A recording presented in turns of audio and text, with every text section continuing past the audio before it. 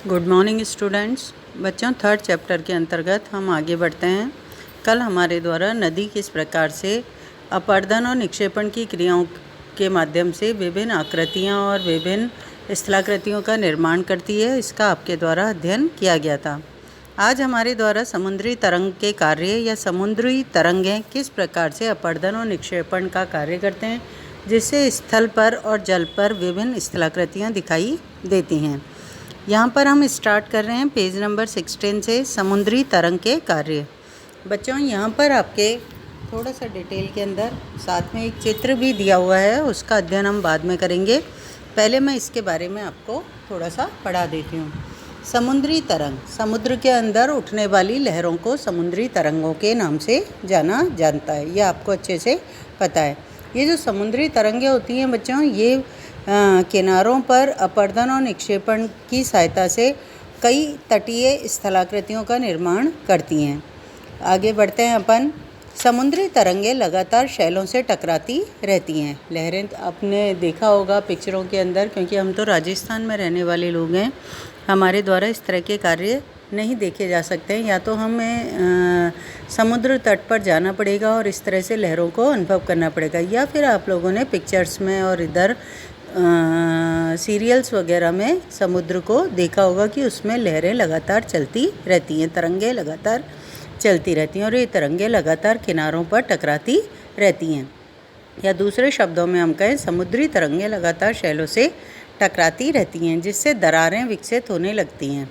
एक जगह पर पत्थर पर लगातार आप पानी गिरते रहें या हवा पड़ती रहे या सूरज की रोशनी पड़ती रहे, तो उसमें क्या उत्पन्न होने लगती है? दरार उत्पन्न होने लगती है। समय के साथ ये बड़ी और चौड़ी दरारें होती जाती हैं। इनको समुद्री गुफा कहते हैं। यहाँ पर देखो बच्चों, आपके एक पिक्चर बनी हुई है। ये समुद्र के अंदर एक पहाड़नुमा आकृति है या शैल है।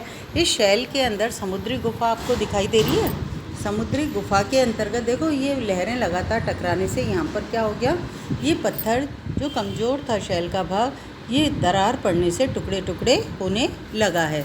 इसे क्या कहते हैं? समुद्री गुफा कहते हैं। इन गुफाओं के बड़े होते जाने पर इसमें केवल छत ही बचती है। देखो यहाँ पर आपके ये जो आपके चीज़ दिखाई दे रही है ना, ये गुफा आर पार हो गई। पहले तो ये एक शैल थी, इस शैल पर लगातार तरंगें या लहरें टकराने से ये समुद्री गुफा का निर्माण करा, और जब समुद्री गुफा के अंदर केवल छत रह गई और दोनों तरफ से रास्ता बन गया, तो इसे हम क्या कहते हैं? तटीय मेहराब कहते हैं।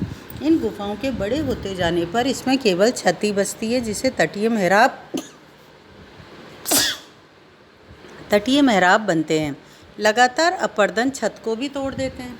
लगातार लहरें चलते रहने से ये छतें भी टूट जाती हैं और ये क्या बन जाती है? केवल एक दीवार जैसी और केवल दीवार ही बचती है।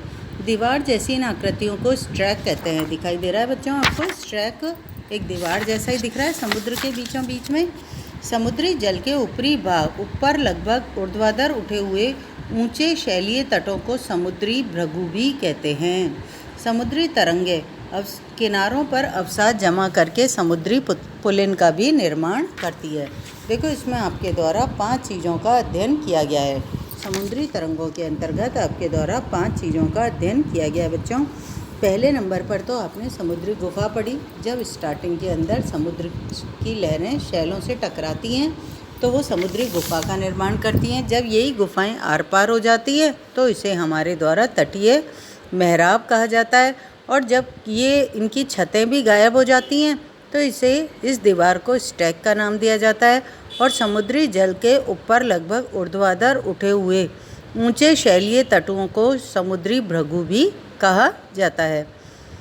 ये और पुलिन का निर्माण अवसाद को, जो समुद्र के अंदर समुद्री किनारों पर जो अवसाद जमा करा होता है, उसे समुद्री पुलिन का निर्माण होता है। अब हमारे द्वारा हिमनद के कार्यों का अध्ययन किया जा रहा है। हिमनद हिम की नदी को कहते हैं। बड़े बड़े ग्लेशियर, बर्फ़ की बहुत बड़ी बड़ी शिलाएं, पत्थर, ये सब चीज़ें हिमनदी के अंतर्गत आते हैं। पढ़े इसमें क्या दे रखा है? सामने एक पिक्चर भी आपको दिखाई दे रही है। पहाड़ों के ऊपर बर्फ़ जमी हुई आपको दिखाई दे रही है।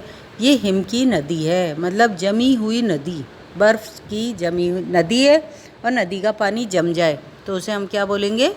हिम नदी या हिमनद। पढ़ते हैं बच्चों, इसके अंतर्गत हमारा दे रखा है